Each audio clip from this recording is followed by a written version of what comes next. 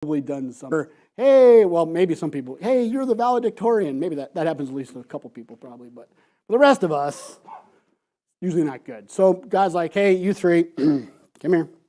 He comes down in a cloud of fire at the gate of the tent, right? Not even letting them into the tent of meeting, but he comes down to the gate and he confronts them, right? And if you recall back there in Numbers 12, God rebukes Aaron and Miriam, right? And he says, hey, there's prophets, I'll talk to prophets, but I talk face to face to Moses, right? We have a special relationship. You know, why would you think you could even talk bad about my servant?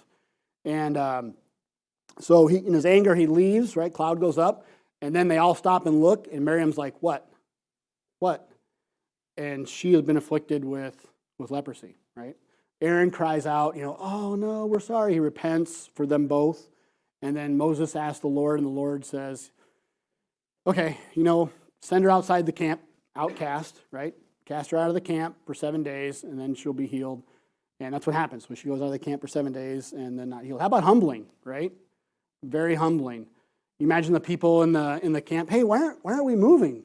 We're waiting for Miriam to get healed. What happened? Right? So they didn't move, at least for 7 days until Miriam was healed. So, and then Gehazi, I mentioned Gehazi was all greed, right? Greed, was a filthy lucre to go after the money that Naaman had offered.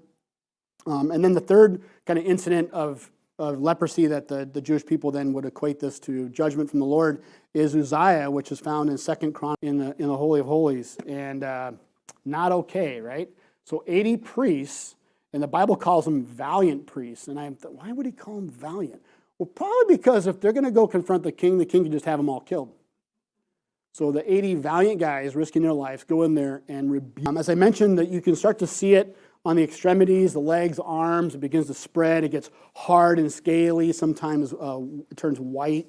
And it's referred to as the walking death. Not the walking dead, but the walking death, right? Because it can take years for you to eventually succumb to it. It's a slow-growing, slow-moving disease.